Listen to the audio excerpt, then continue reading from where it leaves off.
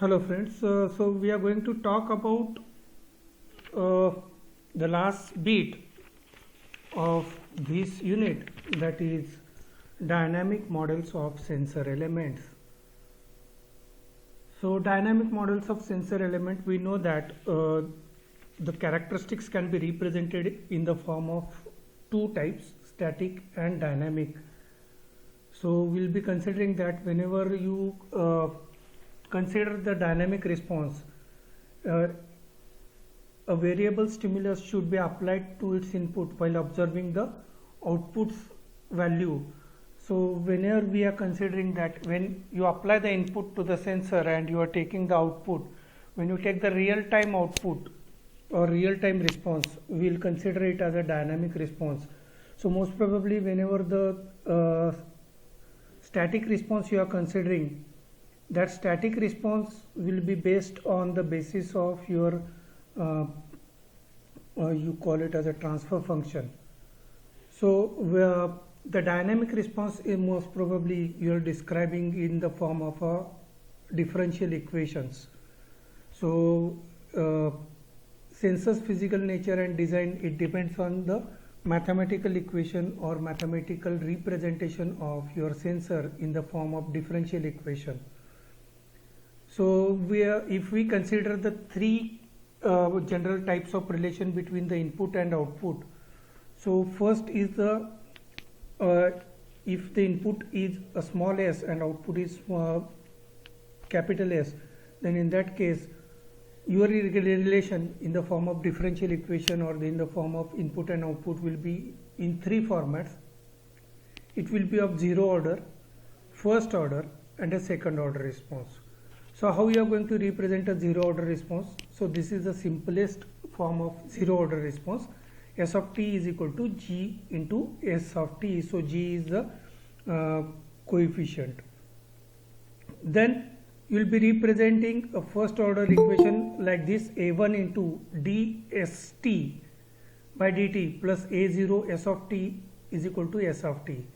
So you will be representing this format as a first order equation, and similarly you will be representing the second order equation as second order differential equation: A2 into d2 s by dt square plus A1 ds by dt plus A0 s of t is equal to S of t.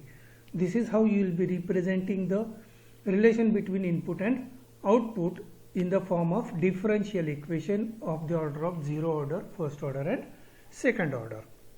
Okay. Now as we know that when we will be considering the dynamic response, we have already seen the dynamic characteristics in previous chapter. What we have seen that the dynamic characteristics are represented in the format of natural frequency and damping coefficient B.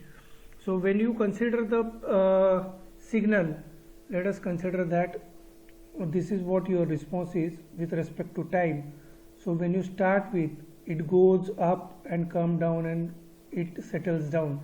So these formats we have seen, this parameter A and parameter will give you the damping ratio. So that ratio will decide its characteristics: over damped, critically damped and under damped. So similarly we will be calculating it with a natural frequency and damping coefficient B. So relationship between these values and independent coefficient of a second order equation will be as follows. So you will be getting this equation. So we have seen that the equation is in the format of A2 into d2 s by dt plus A1 ds by dt plus A0 s of t is equal to st. So you will get the natural frequency omega 0 is equal to under root of A0 by A2. This will give you the natural frequency, and B will be, that is a damping coefficient will be given by A1 upon 2 into root A0 into A2. So this is how you will be getting a damping coefficient. So the response is characterized by this factor B. So how you are going to decide the whether it is critically damped, over damped or under damped. So if P is equal to 1, it is critically damped. If B is less than 1, it is under damped, and B is greater than 1, it is over damped. So the response will be decided by this damping factor. So if B is equal to 1, it is critically damped. That means damping ratio will be almost 1. That means A1 upon this factor will be almost 1. So B is less than 1, it is under damped, and B is greater than 1, it is over damped. So this is how you will be calculating, or this B will characterize the damping. And the mathematical modeling of a sensor is powerful tool for assessing its performance.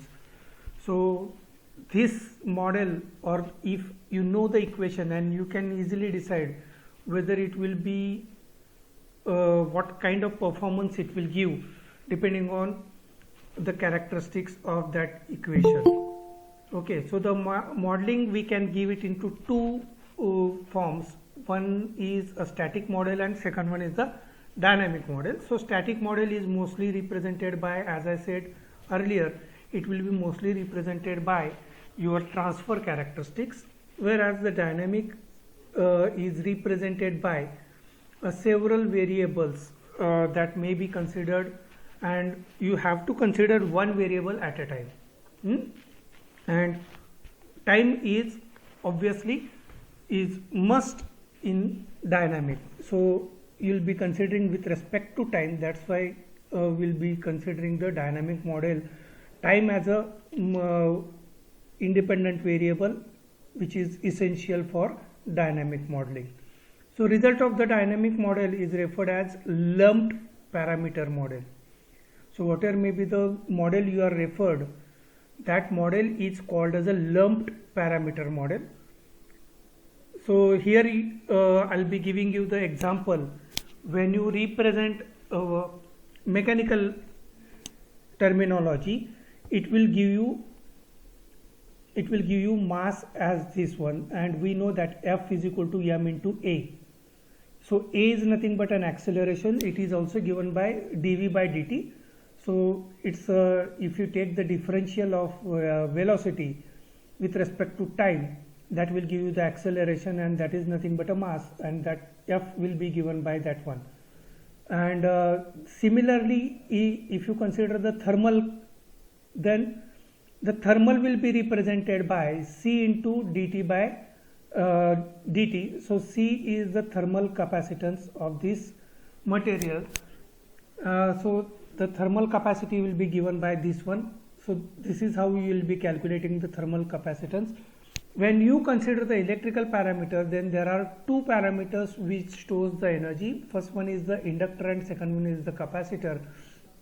So L di by dt you will be getting in terms of inductor, and I is equal to C dv by dt you will be getting in terms of capacitance. So these two stores the energy. Here you stores the energy in the form of the m into A.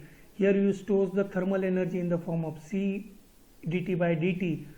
Similarly, if you consider the second concept, that is also again a spring. So spring is again represented in the form of having certain capacitance. So you need to consider it as a F is equal to K integral of V, because now here it is a real time. You will be considering it's an integral over the time period you will be taking, because when you stretch the string, it will settle down after a certain time. So whatever may be the energy is required, so over the period you need to calculate it. That's why integration is there. So all the parameters will be taken, and at that time you will be considering. Again, the capacitance will be considered with the help of this T. If you consider that, now here what it is calculated, you can see that this is calculated in the format of this one. Here it is calculated in the format of Q, the capacitance. Here it is calculated in the format of capacitor and inductor. You are calculating as an integrated function, Then damper factor, if you are considering, I'll be discussing one of these factors each for understanding the concept analogy. in next few slides. So you will be able to understand this. So F dash is equal to BV, that will give you the damping factor. Then this damping factor is related with the thermal resistance, and again it is related with the resistor by Ohm's law, V is equal to I into R. So similarly you will be getting the parameter I is equal to V upon R. So you will be getting the same parameters when you are calculating it, or these are, you can compare with each other. I am going to compare it in my last slide also, how you are comparing the mechanical parameters with electrical parameters and how the analogies are matched. So here mechanical parameters, if you consider these parameters, so m is the mass, and if you want to displace it by x from its equilibrium position means if mass is in rest and you want to push it by certain distance x, then what will happen to a free body? So here it is, so this m is in x direction and you want to push it. So whatever may be the equation you are putting, the force you are giving, so by Newton's second law of motion, it gives that the force you are applying into acceleration, that will be minus k of x minus b dx by dt. So you might be knowing the inertia factor. So you just try to recall what is inertia. Inertia is nothing but the force required to apply against. Okay, so you just try to recall this physical phenomena that you have studied in your physics. So similarly, if you take the differentiation and if you try to calculate it, so the force or acceleration will be given by d2x by dt square minus d2y by dt square. Okay, so in x and y direction you need to calculate it. So with respect to this position, if you calculate this acceleration, so acceleration into mass, that will give you acceleration into mass, that will give you the that will give you the force required. So that force will be given by m into d2x by dt square plus, now simply you replace this f by this equation, and you,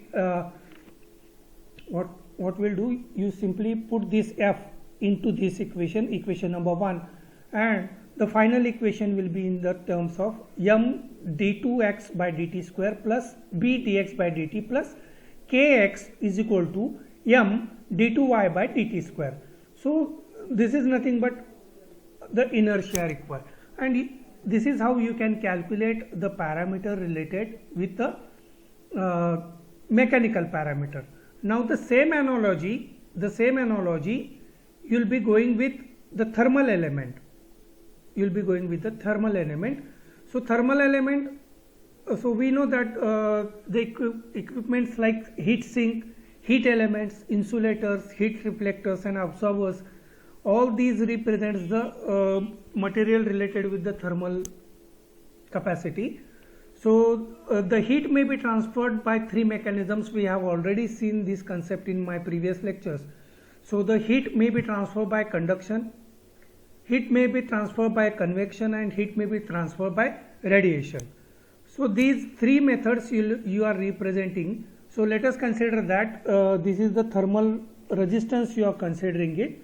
So this is having a thermal resistance with the thermal resistance, and Q1 and Q0 will be represented with having temperature TH and TA. So how you are going to represent it? So C dH dTH divided by dt is equal to Q1 minus Q0. So Q1 is the thermal energy applied and Q0 will be the radiation. So you will be getting C dH by dt is equal to Q1 minus Q0. Then Q0 you will be getting, Q0 is nothing but the difference between the two temperatures divided by the total resistance. Okay, and simply if you replace it into this equation, the equation will be represented in the format of dth by dt plus dh by rc is equal to q1 upon c plus ta upon rc. So this is how you are representing the equation in the format, or you are representing the elements in the form of mathematical model or in the form of differential equations. And similarly you can go for the electrical parameters, and we know that there are three basic electrical parameters, the capacitor, the inductor and the resistor. So if this is what the parameters you are representing it, and if you apply the KCL to this one, so KCL will be represented I1 is equal to I2 plus I3. So this is what the equation we are getting. I1 is equal to, that means incoming current is equal to outgoing current by KCL, or you can represent it I1 minus I2 minus I3, or at this node V1 the summation of current will be 0. At node V1 the summation of current will be 0. So this is what represented. So summation of current I from I is equal to I of j. So from j is equal to 1 to 2, 1 to 3, that is equal to 0. So this is what the KCL says. Now how you are representing the I1? I1 will be represented E minus V3, this is E3, V3, divided by R1, that is nothing but 1 upon L into V3 minus V1 into dt. So I2 you will be getting, now we need to calculate these parameters in the form of, so V3 and V1. So we will be getting the equation in the format of E minus V3. So if you get the equation E minus V3 divided by Z, so Z is nothing but R1 plus XL, R1 plus XL. So this is also you can calculate the current I1. I2 you will be getting V1 minus V2, I2 V1 minus V2. So this is the I2 you will be getting V1 minus V2 divided by R3. So and this is nothing but the current through the capacitor also, that is C dV V2 by dt, and I3 is equal to V1. So here it is the current V1 divided by R2. So when you add these three currents with this KCL, so the final equation you will be getting in this format: V1 by R1 plus V1 minus V2 by R3 plus 2V1 by R2 plus C dV2 by dt minus 1 upon L integration of V3 minus V1 into dt is equal to E upon R1. So this is how I am getting the equation in the form of voltage and the lumped parameters or the lumped elements. So this is how I am representing the electrical circuit. This is how I am representing the electrical circuit as a dynamic modeling. So you can see that here it is represented in the format of integration and derivation. So this is how you can represent the electrical circuit as a model. So we have seen the three models: mechanical model, thermal model, as well as element. Now how these analogies are represented we can see here. So we have seen that, and the dynamic behavior of the system is analogous. So how we are going to see this analogy? Now it is possible, so let us consider that if the mechanical element is given to you, you can represent it in either thermal component, or you can represent it in either Kirchhoff's law also. That is also quite possible, and I think you have studied such kind of concepts in your control system, where the mechanical system is converted to analogical electrical system, and you are able to find out the transfer functions and solve the equations for the control system for that circuitry. So this is how this dynamic modeling makes you possible with the help of analogies, and we'll now try to compare the analogy. In mechanical system, the force is compared with the electrical system with a voltage. The mass is represented with the inductance. Then frictional coefficient in force is equal to resistance. Frictional means the one body is put on another body and one body is fixed and other body is moving. So there will be a friction between the two. When they came in contact with each other, there will be a friction, and that coefficient is nothing but an resistance. So that resistance will be there. So the best example, when your car tires move on the roads, so there will be a friction between the car tire and your road, and when you run certain kilometers, after that your tires get heated, and that heating is because of this resistance.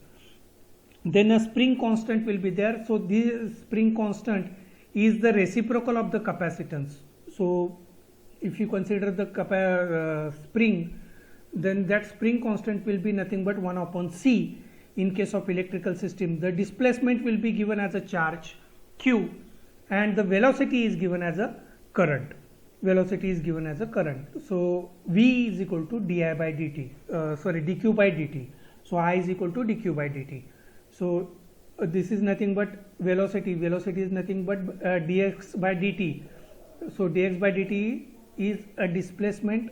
If you take it with respect to time, that is velocity. So here a charge dq by dt is nothing but a current. So similarly you can compare these two analogies. So if mechanical system is given to you or mechanical elements are given to you, you can easily transfer or you can easily convert it to the equivalent circuit, electronic circuit or electric circuit, and you can analyze that circuit and you can get the transfer functions. So this is how you will be getting the dynamic modeling for sensor elements. So you can represent your sensor elements accordingly. And this is how we have ended with unit number 2. So let me recall what we have seen in this unit number 2. We have seen the principles related with the electric charge, field and potential. Then we have seen the concept of capacitance and how the capacitance is used as a displacement principle for the sensor. Then we have seen the magnetism, how the magnetism will be used for a sensing element or a sensing principle. Then we have seen induction, resistance as a principle for sensing element. Then we have seen the piezoelectric effect and Hall effect. Then we have seen the temperature and thermal properties of the materials and how these properties are used for a sensing principle. Then we have seen that heat transfer.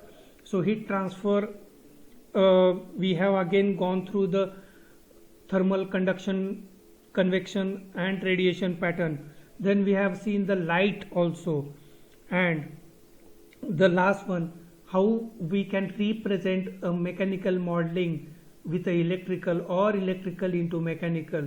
So analogies we have seen, and how the dynamic modeling can be done and how it can be analyzed to represent a sensing element. So with that we have came to the end of this physical principles of sensing. Thank you very much. I hope if you have any doubt you can post it. Thank you.